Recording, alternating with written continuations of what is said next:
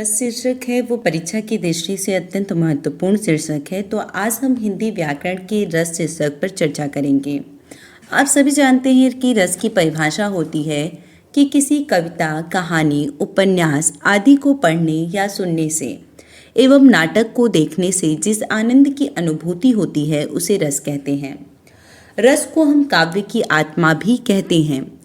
आचार्य विश्वनाथ ने साहित्य दर्पण में काव्य की परिभाषा देते हुए लिखा है, वाक्यम रसात्मकम काव्यम, अर्थात रसात्मक वाक्य काव्य है। इसीलिए हम रस को काव्य की आत्मा कहते हैं, क्योंकि काव्य में अगर रस न हो तो वह क्या होगा, निरस होगा। तो अगर आप साधारणतः लिखना हो कि रस की परिभाषा किसे कहते हैं तो आप लिखेंगे किसी कविता, कहानी, उपन्यास आदि को पढ़ने या सुनने एवं नाटक को देखने से जिस आनंद की अनुभूति होती है उसे रस कहते हैं। आप ये जानते हैं कि रस जो है वो लगभग आपको 10 रसों को पढ़ना है। तो हम इस वीडियो में 10 रस के उदाहरण को साझा करेंगे, साथ ही आपसे मौखिक रूप से रसों की परिभाषा को भी साझा करेंगे।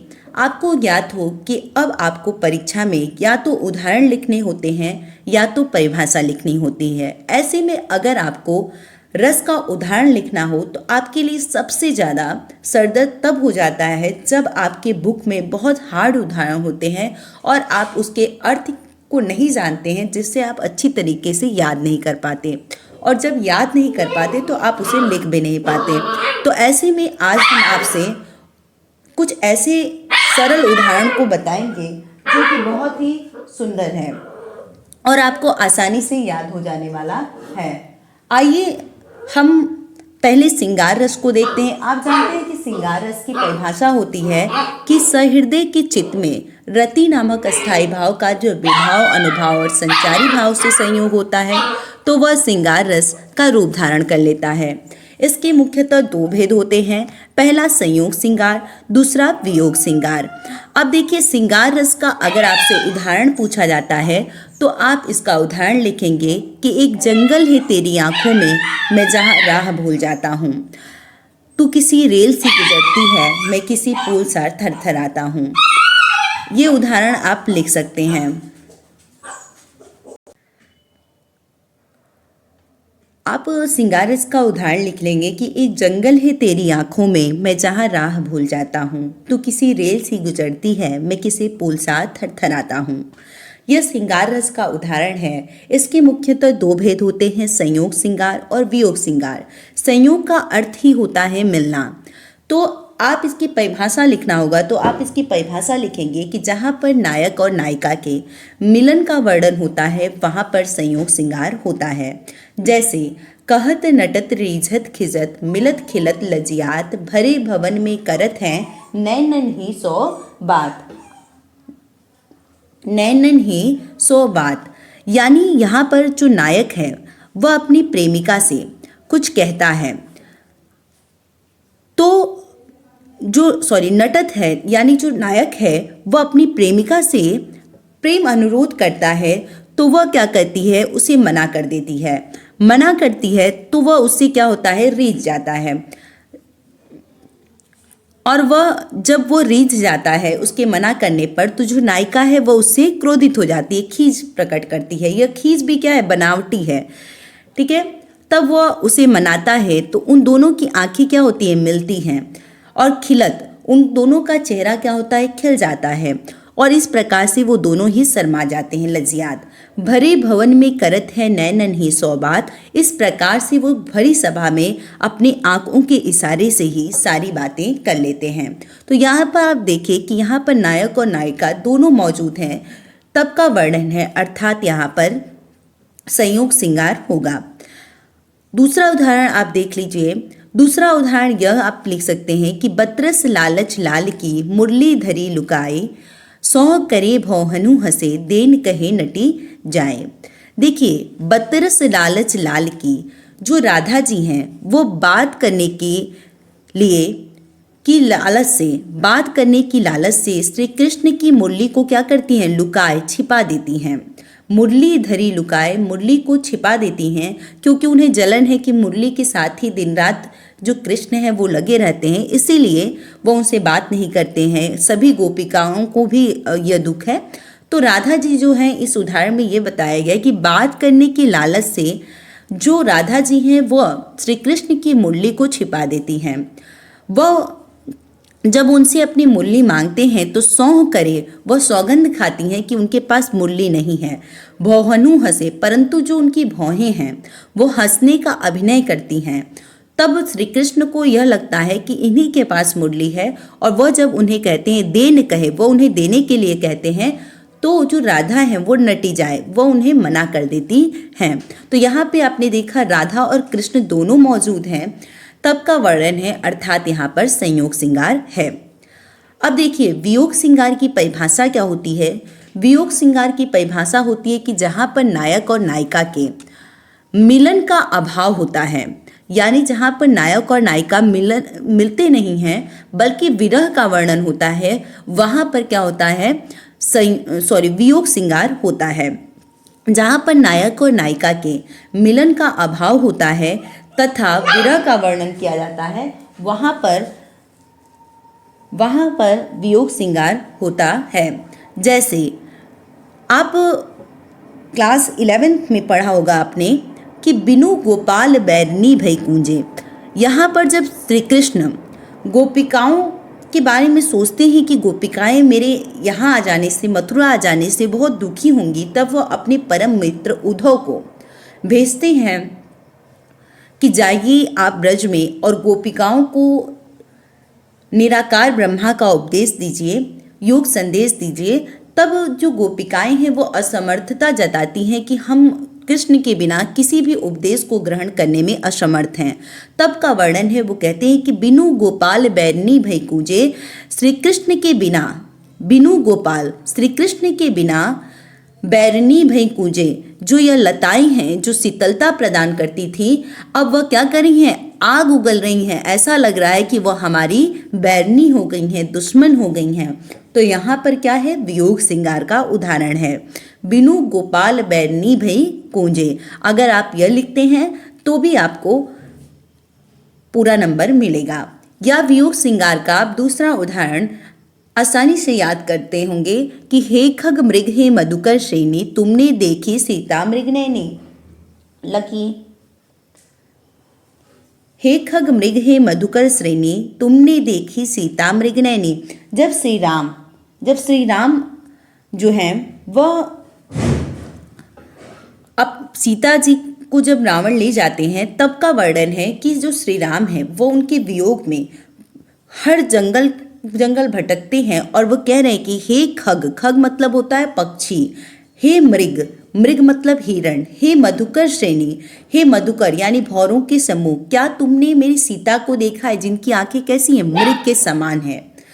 तो यहाँ पर आप देख रहे हैं कि सीता जी नहीं हैं और राम जी उन्हें खोज रहे हैं, तब का वर्णन है, अर्थात यहाँ पर वियोग श्रृंगार है। अगला उदाहरण आप लिख सकते हैं, मुझे फूल मत मारो, मैं अबला बाला वियोगनी, कुछ तो दया विचारो।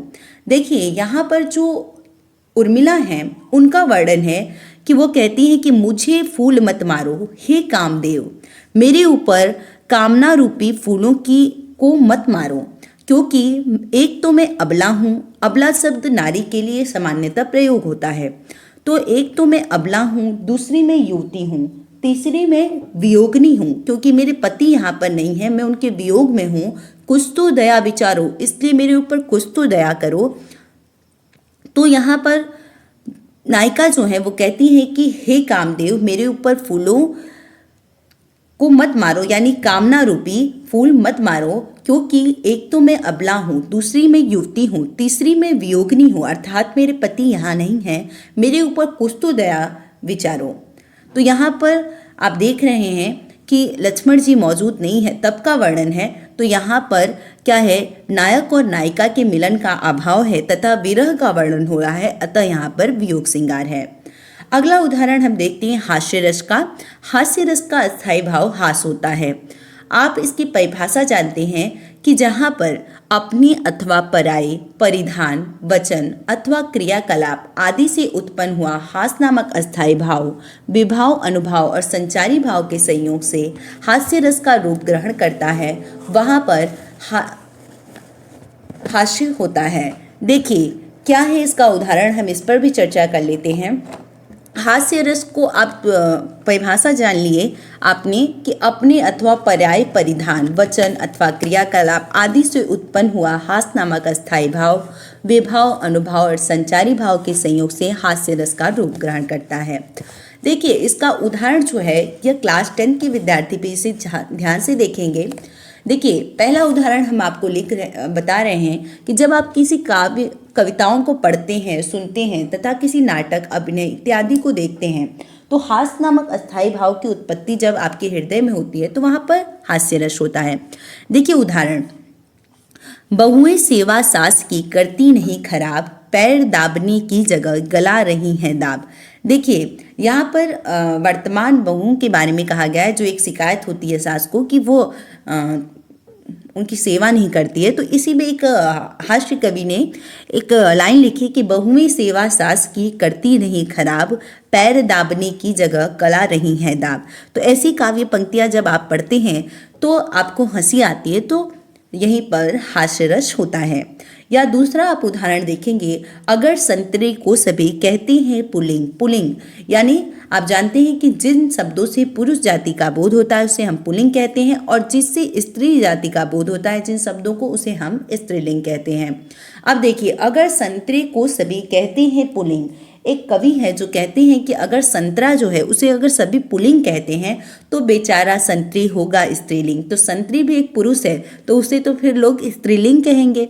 तो ऐसी उदाहरण आप पढ़ते हैं तो आपको हास्य की उत्पत्ति आपके हृदय में होती है, तो यहाँ पर क्या होगा, हास्य रस होगा। या तीसरा उदाहरण आप देख लेंगे, बहुत ही आसान उदाहरण, आपको जो भी अच्छा लगे आप याद कर लीजिए। हाथी जैसी देह है, गैंडे जैसी चाल, तरबूजे सी खोपड़ी, खरबूजे से गाल। एक मित्र कहता है कि तुम्हारे जो शरीर है, देह है, वो कैसी है, हाथी जैसा है, गैंडे जैसी खाल, और जो तुम्हारा खाल है, चमड़ी है, वो गैंडे के समान है, तरबूजे सी खोपड़ी, और तुम्हारा जो खोपड़ी है वो तरबूजे जैसा है, खरबूजे से गाल, और तुम्हारा जो खरबूजा जो लाल होता है उसी की तरह लाल लाल तुम्हारे गाल हैं। तो ऐसी जब काव्य पंक्तियाँ पढ़ते हैं तो आपको हंसी आती है, अर्थात यहाँ पर हास्य रस होगा। एक आपने क्लास 10th में पढ़ा होगा कि बिंद के वासी उदासी तपोव्रतधारी, महा बिनुनारी दुखारी, गौतम तियतरी तुलसी, सो कथा सुनी भय मुनि मृंद सुखारे। तो आप इसी भी पढ़ लें, वहाँ पर आपका हास्य रस होगा। भयानक रस का अस्थायी भाव जो होता है वो भय होता है। आप जानते हैं इसकी परिभाषा कि विभाव, अनुभाव और संचारी भाव के संयोग से भय नामक अस्थायी भाव भयानक रस का रूप ग्रहण करता है। विभाव, अनुभाव और संचारी भाव के संयोग से भय नामक अस्थायी भाव भयानक रस का रूप ग्रहण करता है। देखिए जैसे आप जहाँ पर जिन काव्य पंक्तियों को पढ़ते हैं और आपके मन में डर वाली भावना उत्पन्न होती है या भय उत्पन्न होता है, वहाँ पर क्या होता है, भयानक रस होता है। जैसे सुनसान सड़क पर सन्नाटा था चारों ओर, लग रहा था डर दूर भी थी भोर। देखिए किसी नायक ने इन काव्य पंक्तियों में कहा गया है कि सुनसान सड़क पर सन्नाटा था, एक अकेला व्यक्ति है, वो रात का वर्णन कर रहा है कि सुनसान सड़क है और चारों तरफ सन्नाटा था, लग रहा था डर। और उस ऐसी स्थिति में जब एकदम रात में साए साए हवाएं चलें और सन्नाटा हो, चारों तरफ कोई व्यक्ति ना हो, तो डर लगना स्वाभाविक है। दूर भी थी भोर, और अभी भोर जो थी प्रातः होने में अभी काफ़ी समय था। तो ऐसा जब काव्य पंक्ति पढ़ते हैं या ऐसा दृश्य कभी आप महसूस करते हैं तो वहाँ पर आपका अस्थायी भाव भय की उत्पत्ति होती है, तो वही भयानक रस की दशा को प्राप्त करता है। अथवा दूसरा उदाहरण आप यह लिख लेंगे कि बाल दि विशाल विकराल ज्वाल जाल मानो, लंक लिलीबे को काल रसना पसारी है। तुलसीदास जी की कवितावली आपने पढ़ा कि बाल दि विशाल, बाल दि मतलब पूंछ, विशाल मतलब विशाल, विकराल मतलब भयंकर।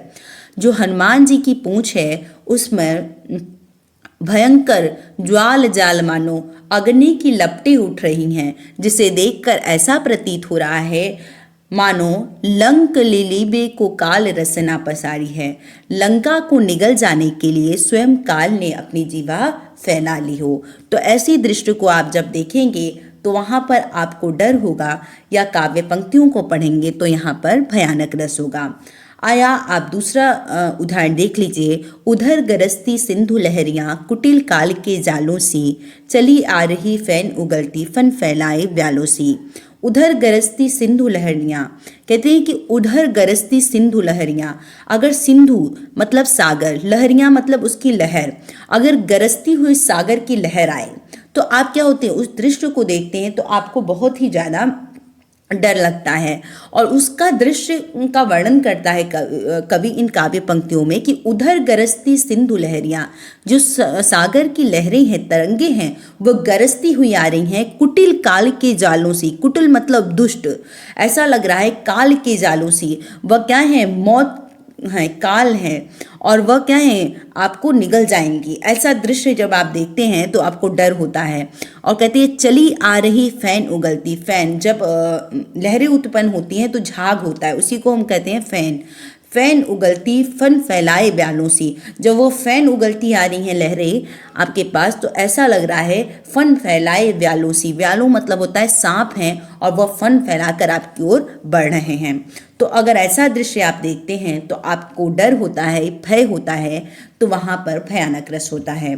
तो आप इन उदाहरणों को स्क्रीनशॉट लेकर कॉपी पर नोट कर सकते हैं। साथ ही हम स्पष्टीकरण भी बता रहे हैं ताकि आपको आसानी से ये उदाहरण याद हो जाएं। अगला देखिए, वीर रस, जिसका अस्थायी भाव उत्साह होता है। इसकी परिभाषा आप लिखेंगे कि विभाव, अनुभाव तथा संचारी भाव के संयोग से, विभाव, अनुभाव तथा संचारी भाव के संयोग से उत्साह नामक अस्थायी भाव वीर रस की दशा को प्राप्त होता है। उदाहरण आप लिखेंगे कि मेवाड़ केसरी देख रहा, युद्ध का न केवल तमाशा था, वह दौड़ दौड़ करता था रण, मानो मान रक्त का प्यासा था। आपने अभी हल्दी घाटी पढ़ा होगा क्लास 10th में, उसमें यह पहली ही पंक्तियां हैं कि मेवाड़ केसरी, मेवाड़ के केसरी अर्थात जो सिंह है, यानी कौन, महाराणा प्रताप, वह केवल युद्ध को तमाशे की तरह देख नहीं रहे थे, बल्कि वह दौड़ दौड़ करता था रण, वह दौड़ दौड़ के युद्ध भी कर रहे थे। मानो मान रक्त का प्यासा था, वह अकबर की प्रतिनिधित्व कर रहे मान सिंह के रक्त के प्यासे हों। ठीक है, तो ऐसी काव्य पंक्तियां आप जब पढ़ते हैं तो आपके अंदर वीरता वाला उत्साह उत्पन्न होता है, तो वहां पर क्या होगा, वीर रस होगा। यानी आप ये उदाहरण लिख सकते हैं कि मेवाड़ केसरी देख रहा, युद्ध का न केवल तमाशा था, वह दौड़ दौड़ करता था रण, मानो मान रक्त का प्यासा था। या अगर ये उदाहरण आपको याद नहीं होता है तो आप दूसरा उदाहरण ये लिख सकते हैं कि खूब लड़ी मर्दानी, वह तो झांसी वाली रानी थी। ये आप बचपन से पढ़ते आए हैं तो आपको आसानी से ये याद हो जाएगा। या आप तीसरा उदाहरण ये लिख सकते हैं कि वह खून कहो किस मतलब का, जिसमें उबाल का नाम नहीं, वह खून कहो किस मतलब का, जो आ सके देश के काम नहीं। अगर ऐसी काव्य पंक्तियां पढ़ते हैं तो आपके अंदर वीरता वाला अनुभव होता है, तो यहाँ पर वीर रस होगा। या आप ने देखा होगा सामान्यतः प्रभात फेरी जब होती है तब का एक उदाहरण दिया जाता है कि वीर तुम बढ़े चलो, धीर तुम बढ़े चलो, सामने पहाड़ हो, सिंह की दहाड़ हो। या आप ये उदाहरण लिख लीजिए तो यहाँ पर भी वीर रस होगा। आगे देखते हैं करुण रस। करुण रस आप जानते हैं कि शोक, स्थायी भाव, विभाव, अनुभाव और संचारी भाव के संयोग से करुण रस की दशा को प्राप्त होता है। इसके उदाहरण को हम देख लेते हैं। जहाँ पर आपको शोक होता है, दुख होता है, वहाँ पर करुण रस होता है। यानी इसके उदाहरण को हम देखते हैं। एक तो आप उदाहरण बचपन से पढ़ते आ रहे हैं कि मड़ी खोए भुजंग सी जन्नी, फंसा पटक रही थी शीश, अंधी मुझे बनाकर न्याय किया तुमने जगदीश। ये अधिकांश बच्चों को याद भी होता है। देखिए, जब श्रवण कुमार जो हैं उनके माता पिता अंधे थे और श्रवण कुमार अपने माता पिता का एकमात्र सहारा थे। दशरथ जी आखेट खेलने निकलते हैं और उन्हें जब श्रवण कुमार के माता पिता को प्यास लगती है, श्रवण कुमार अपने माता पिता को एक स्थान पर ठहराकर पानी लेने जाते हैं और तालाब में जैसे ही लोटे को डालते हैं तो उसमें से गड़गड़ की आवाज़ आती है। उधर एक तरफ राजा दशरथ को यह लगता है कि कोई जंगली जीव पानी पीने आया है और वहीं से वो शब्दभेदी बाण चला देते हैं और जहाँ से आवाज़ आती रहती है यानी श्रवण कुमार को वो शब्दभेदी बाण लग जाता है और श्रवण कुमार की वही मृत्यु हो जाती है। जब राजा दशरथ देखते हैं कि मुझसे एक जो बिना किसी अपराध का एक व्यक्ति मारा गया तो उन्हें बहुत दुख होता है। वह श्रवण कुमार के माता पिता के यहाँ श्रवण कुमार को ले आते हैं। तब उनकी माता का जो दृश्य है उसके बारे में इन काव्य पंक्तियों को में आप देखेंगे कि मड़ी खोए भुजंग सी जननी। भुजंग मतलब होता है नागिन या ना जिस प्रकार से नाग या नागिन अपनी मड़ी को खो देने के बाद मटक पटक कर अपने प्राण को त्याग देते हैं, ठीक उसी प्रकार से मड़ी के समान अपने पुत्र को खोने के बाद श्रवण कुमार की जो जननी है, माता हैं, वह क्या कर रही थी, अपने सिर को पटक पटक कर रो रही थी और कहती हैं कि अंधी मुझे बनाकर न्याय किया तुमने जगदीश, आज आपने मुझे अंधा बनाकर मेरे साथ न्याय ही किया है। या आप करुण रस का एक यह उदाहरण बहुत ही आसान है कि ए मेरे वतन के लोगों, जरा आंख में भर लो पानी, जो शहीद हुए हैं उनकी जरा याद करो कुर्बानी। ये आपने गाना सुना होगा सामान्यतः 15 अगस्त 26 जनवरी को, तो आपको ये उदाहरण तो एकदम आसानी से याद है। या आप तीसरा उदाहरण भी देख लीजिए, जिस बच्ची ने कुछ नहीं पाया था क्रूर हाथों ने अभी उसे जलाया था। एक बच्ची है जो अभी संसार को देख भी नहीं पाई है कि तभी दुष्टों के हाथों ने उसे क्या किया है, जला दिया है। तो ऐसे दृश्य को आप देखते हैं कि एक नन्ही सी बच्ची को जलाया जा रहा है तो आपके हृदय में बहुत ज़्यादा दुख होता है। तो यहाँ पर भी करुण रस है। अगला देखिए रौद्र रस। रौद्र रस का अस्थायी भाव क्रोध होता है। आप इसका परिभाषा लिखेंगे कि वे भाव, अनुभाव और संचारी भाव के संयोग से क्रोध नामक अस्थायी भाव रौद्र रस का रूप धारण कर लेता है। अब देखिए इसका उदाहरण आप लिख रहेंगे कि खून उसका उबल रहा था, मनुष्य से दैत्य में बदल रहा था। एक व्यक्ति दूसरे पर क्रोधित होता है तो उस समय का दृश्य है कि खून उसका उबल रहा था, उसका जो खून है वह उबल रहा था, जो मनुष्य है वो दैत्य में बदल रहा था। वह क्या है, क्रोध की वजह से दैत्य में बदल रहा था, उसकी जो प्रवृत्ति थी वो राक्षस प्रवृत्ति की हो रही थी। तो ऐसे उदाहरण को जब भी आप देखते हैं तो वहाँ पर क्या होता है, रौद्र रस होता है। या आप दूसरा उदाहरण यह याद नहीं होता तो आप ये लिख सकते हैं कि श्री कृष्ण के वचन सुन अर्जुन क्रोध से जलने लगे, सब शोक अपना भूल कर करतल युगल मलने लगे। करतल युगल मतलब होता है दोनों हथेलियाँ, युगल मतलब होता है जोड़ा और करतल मतलब हथेली। देखिए श्री कृष्ण के वचन सुन, जो अर्जुन होते हैं वह जब महाभारत का युद्ध चल रहा होता है तो वो कुरुक्षेत्र के मैदान में क्या करते हैं कि वो कहते हैं कि उन्हें बहुत ज़्यादा मोह माया में पड़ जाते हैं और वो कहते हैं कि मैं अपने प्रियजनों को नहीं मारूंगा, मैं अपने ही प्रियजनों को अगर यदि मारता हूँ तो फिर मुझे मतलब बहुत दुख होगा। तब श्री कृष्ण क्या करते हैं, गीता का उपदेश देते हैं। तो श्री कृष्ण के वचन सुन, तो जो जब श्री कृष्ण अपने अवतार में आते हैं और उन्हें अर्जुन को गीता का उपदेश देते हैं और कहते हैं कि सब कुछ क्या है, मोह माया है, कोई अपना नहीं होता है, कोई पराया नहीं होता, ये सारी चीज़ें जब वो गीता का उपदेश देते हैं तो श्री कृष्ण के वचन सुनकर अर्जुन क्रोध से जलने लगे। अर्जुन को क्या होता है, क्रोध आता है, वह उनके ऊपर से मोह माया हटने लगती है और सब शोक अपना भूल कर वह क्या करते हैं, अपना सारा दुख भूल जाते हैं और उसके बाद करतल युगल मलने लगे और अपनी दोनों हथेलियां मलने लगते हैं, यानी वह भी युद्ध करने के लिए तैयार हो जाते हैं। तो यहाँ पर रौद्र रस है। अगला हम देखते हैं उदाहरण विभत्स रस का। विभत्स रस का अस्थायी भाव जो है वो जुगुप्सा होता है। जुगुप्सा का अर्थ होता है घृणा। जुगुप्सा का अर्थ होता है घृणा। यह घृणा जो होता है, जब आप किसी सड़ी गली वस्तुओं को देखते हैं, इत्यादि को देखते हैं, तो जो आपके मन में घृणा उत्पन्न होती है तो वहीं पर क्या होता है, विभत्स रस होता है। जैसे उदाहरण, गिद्ध और चिल मंडरा रहे थे, चूहे को तड़पा रहे थे। अब आप सोचेंगे कि इसमें कैसे घृणा उत्पन्न हुआ, तो आप देखिए गीध और चील जो है वो एक चूहे को नोच नोच कर क्या कर रहे थे, उड़ जाते थे, उसके ऊपर मंडरा रहे थे और क्या कर रहे थे, उसे तड़पा रहे थे। तो ऐसे दृश्य को आप देखते हैं कि एक छोटा सा चूहा है, उस पर गीध और चील उसको नोच नोच कर उसके मांस को खा रहे हैं। तो ऐसे दृश्य को देखते हैं तो आपके मन में एक अजीब सी घिन उत्पन्न होती है, घृणा उत्पन्न होती है। तो यहाँ पर क्या है, विभत्स रस है। या आप दूसरा उदाहरण देखेंगे कि आंखें निकाल उड़ जाते, पल भर में उड़कर वापस आ जाते, कौवे सौ को जीभ से खींचकर चुभला चुभला कर खाते। आंखें निकाल उड़ जाते, जो कौवे हैं वह क्या है कि एक कोई मरा जानवर पड़ा है, उसकी आंखें निकाल कर क्या होते हैं, उड़ जाते हैं, पल भर में उड़कर वापस आ जाते और कुछ पल हवा में उड़ते हैं और फिर वापस आकर उसे फिर नोचने लगते हैं। कौवे सौ को जीभ से खींच कर चुभला चुभला कर खाते। कौवे जो हैं वो सौ जो है मृत शरीर है उसे क्या करते हैं, खींच खींच कर उसके मांस को चुभला चुभला कर खा रहे हैं। तो ऐसे दृश्य को आप जब देखते हैं तो घृणा होता है, आपके मन में घिन आती है। तो ऐसे समय में विभत्स रस होता है। अद्भुत रस का अस्थायी भाव विस्मय है। अद्भुत रस बताने से पहले आपसे एक छोटा सा अनुरोध है कि अगर आपको हमारे उदाहरण, हमने बहुत ही मेहनत से इस उदाहरण को आपके लिए चयनित किया है कि आपको बहुत ही आसानी से ये उदाहरण याद हो जाए। अगर आप हमारे चैनल पर नए हैं तो प्लीज़ हमारे चैनल को सब्सक्राइब कर लें। साथ ही अगर आपको वीडियो पसंद आ रहा है तो वीडियो को लाइक करें। और अगर आप हमारा मनोबल बढ़ाना चाहते हैं और चाहते हैं कि हम ऐसे ही अच्छे अच्छे वीडियो आपके लिए ले आएँ तो आप अपने दोस्तों के साथ ज़्यादा से ज़्यादा इस वीडियो को साझा करें।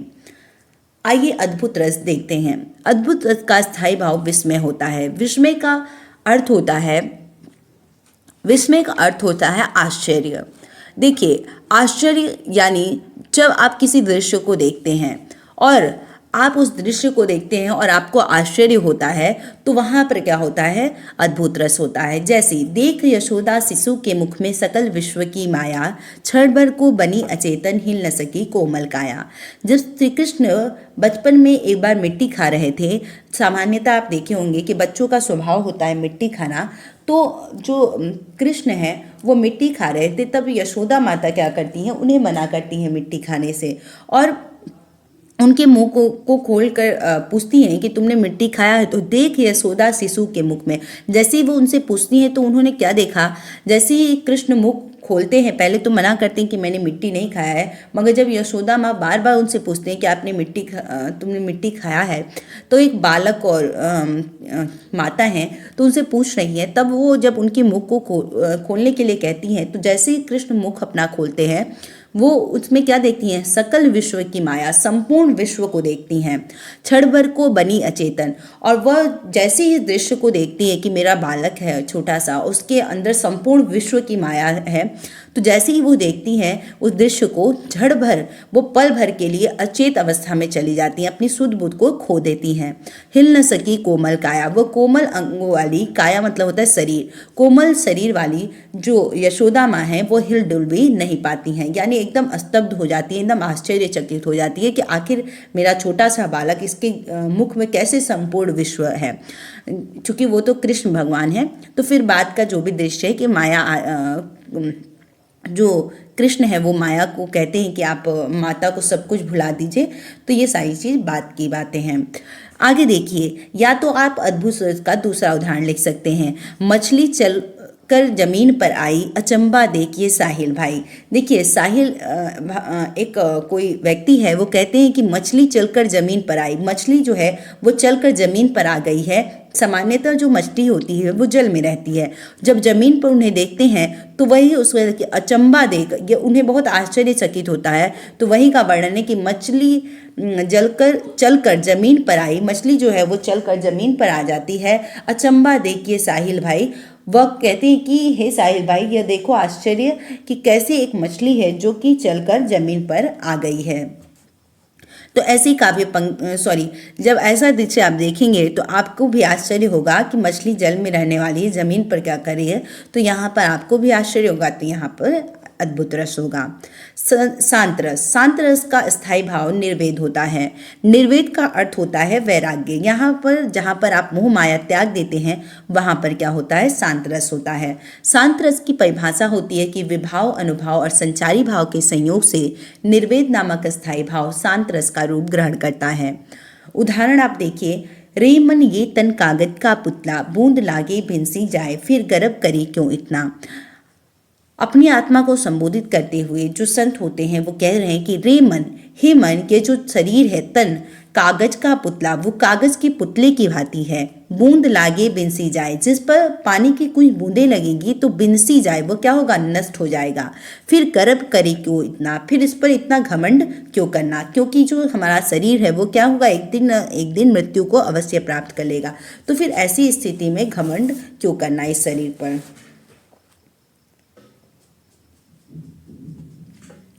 देखिए, या तो आप दूसरा दृश्य यह भी आप लिख सकते हैं कि ए मालिक तेरी बंदे हम, ऐसे हो हमारे कर्म, नेकी पर चले बंदी से टले। यह भी आप सुनते आए होंगे ये कि ए मालिक तेरे बंदे हम, ऐसे हो हमारे कर्म। यह भी सात रस का उदाहरण है, चाहे तो आप ये लिख सकते हैं। अब देखिए भक्ति रस का उदाहरण, इसका जो स्थायी भाव होता है वो भागवत रति होती है, अर्थात जहाँ भगवान के प्रति आपका प्रेम होता है, जहाँ पर भक्त और भगवान के प्रेम को दर्शाया जाता है वहाँ पर भक्ति रस होता है। जैसे रघुपति राघव राजा राम, पतित पावन सीताराम। आप ये उदाहरण लिख दीजिए, वहाँ पर भक्ति रस होगा। अगला उदाहरण देखिए वात्सल्य रस। वात्सल्य रस का स्थायी भाव बाल रति होता है, अर्थात बाल रति से तात्पर्य जहाँ पर माता और पुत्र के प्रेम को दर्शाया जाता है वहाँ पर वात्सल्य रस होता है। जैसे मैया मोरी मैं नहीं माखन खायो, कृष्ण है वो कहते हैं कि मैया मोरी मैं नहीं माखन खायो, हे माँ मैंने माखन नहीं खाया है। तो यह देख रहे हैं आप कि यहाँ पर माता और पुत्र के प्रेम को दर्शाया जा रहा है, तो वहाँ पर क्या है, वात्सल्य रस है। आज के लिए इतना ही, फिर से जुड़ेंगे हम एक नए वीडियो को लेकर। आपको यह वीडियो कैसा लगता है कमेंट सेक्शन में अवश्य बताएं, ताकि हमारा मनोबल बढ़ता रहे। अगर आप चाहते हैं कि हम ऐसे ही वीडियो ले आएँ तो नेक्स्ट टॉपिक आप क्या देखना चाहते हैं इस पर भी अपनी राय अवश्य दें। जय हिंद महादेव। घर रहिए, सुरक्षित रहिए और अपनी तैयारियों में पूरी तरह से लग जाइए।